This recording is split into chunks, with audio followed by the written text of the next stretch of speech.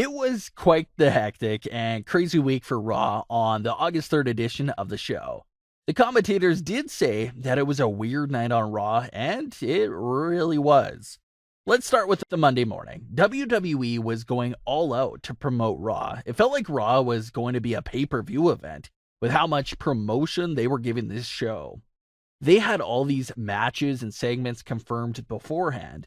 Then, of course, the big news all day long on Monday was the return of Shane McMahon.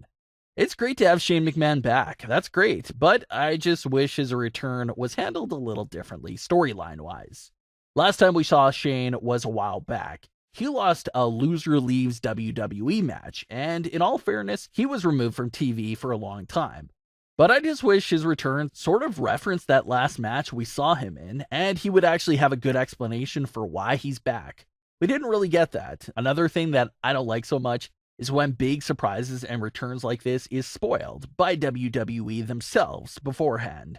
Shane McMahon really wasn't the surprise. Raw Underground was the surprise here, but still, what makes returns so surprising and so special is when we don't see them coming at all, and I think Shane's return could have been like that, but it was spoiled by WWE themselves. WWE didn't stop there. They also announced that a new faction would be making their debut on Raw as well. This was just so much information from WWE themselves. It was like they were giving us the whole Raw script before the show even aired. Reports claimed that Shane's return announcement was just an attempt to help the ratings, and the announcement of the debuting faction was made by WWE because the news of their debut was leaked out early. So they just went ahead and released a statement. Both of these things, the debuting faction and Shane McMahon's Raw Underground, played a huge role in the show, so let's get into that. To give WWE some credit, this episode of Raw actually was quite different and gave everyone a lot to discuss, so that's nice to see. Raw hasn't been that way in a long time, but something did feel different about this episode. News of Raw Underground did leak early, and it was met with a lot of negative reviews from former WWE superstars. Rusev, Matt Hardy, and Maria Kanellis all had some interesting comments about what WWE was doing. Matt Hardy took to Twitter to say this: "Pretty excited for the Fight Club spoof. That'll happen on BTE." Former WWE superstar Rusev also commented and had this to say: "We want to build new talent. Shane is back. Sums it up." Maria Kanellis also shared some similar thoughts to Rusev and had this to say: "WWE doesn't want to build new stars. They want to spike the ratings for a couple weeks to keep the investors, networks happy. What WWE doesn't seem to get is ratings improve when people care about the story, stars. Invest in talent. Spend the time building stars. Stop the laziness." Maria gets a lot of negative feedback on Twitter for her comments on just about every tweet, but she's definitely right here, and this is something we talked about a few weeks ago. WWE tries to bait the viewers in with these big superstar guest talk shows and mystery partners and all this other nonsense like that. WWE does that kind of stuff to attract viewers just for that week and to make a spike in ratings.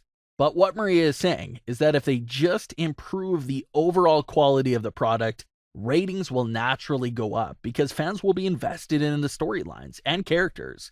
So they'll tune in every week naturally. They wouldn't have to be baited to watch the show. But WWE doesn't decide to do that. Another thing is the idea of building new stars. You see, that's something that both Rusev and Maria mentioned because WWE has been saying that a lot in recent weeks. They're talking about that they will start to truly build new stars, and we're all still waiting for that. WWE has this bad habit of depending on nostalgia for ratings. The ratings reach a new record low. WWE doesn't say, let's try to improve the storylines and characters. Their reaction is, quick, go book Stone Cold Steve Austin, The Undertaker, and Shane McMahon for the show. And that's the wrong idea. Those guys are not always going to be there for you. They're only getting older, and you really have to consider making new stars that have the potential to be an all-time great. But since WWE doesn't build new stars, they always have to depend on that nostalgia element as a desperate attempt for ratings. But back to Raw. We saw the debut of Raw Underground, and I appreciate that it was something new and different. But I don't know how I feel about it quite yet. It's still a bit early for me to say that I like or dislike it. I just need to know, what's the long-term direction and plan for Raw Underground? Are we building towards something, or is it just another week-to-week experiment to see what it does for ratings?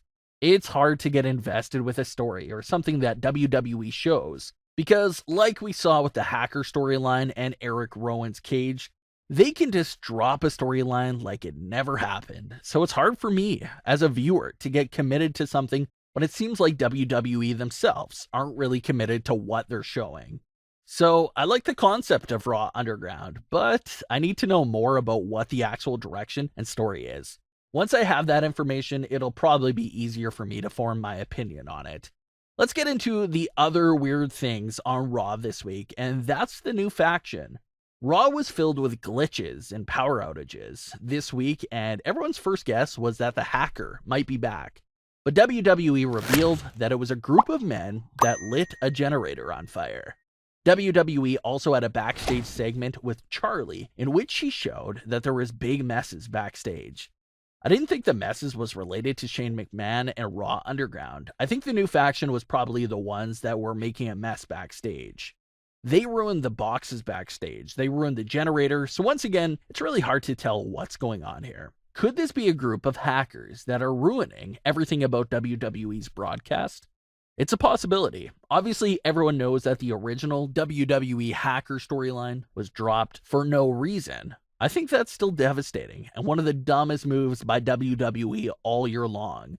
The Hacker storyline had a real potential to be one of those long-term storylines that could have helped ratings. We barely got anything from the Hacker, and there was still a large community on social media that was really invested in that story.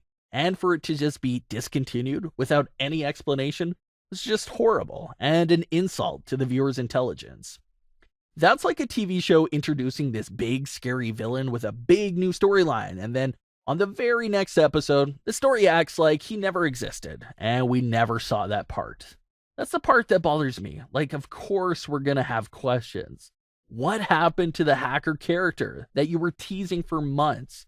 If they're gonna drop it, then it's fine, but they should give us some sort of storyline explanation for his disappearance, instead of ignoring the fact that he never existed. But now, we have this group on Raw that sort of has the same feeling to their characters. They're causing chaos backstage and interrupting the broadcast. So we'll see if they're related to the Hacker in any way, shape, or form. So when it comes to Raw Underground and this new mysterious faction, I like the overall concept for both things, but I think it's too early for an actual in-depth opinion. We'll have to see where WWE takes both of these things in the coming weeks to see if they have an actual direction to take it in. It's hard to get invested in anything WWE shows us because, like we've seen time and time again, they're just so quick to drop a story out of nowhere. So it's kind of discouraging for viewers to get invested in something only for it to disappear the next week. That's a part of the big problem here. If you're going to show us something, you have to stay committed to it. So now that we've seen the new faction and Raw Underground, you have to stay committed to both. Don't have it just disappear out of nowhere again. But I'm really interested to know what your thoughts are on Raw Underground and this new faction. Leave your comments below, don't forget to subscribe, and leave a like if you enjoyed. Don't forget to follow us on Instagram at WrestlingWorldCC and on Twitter at WrestlingWCC. Thanks for watching, guys.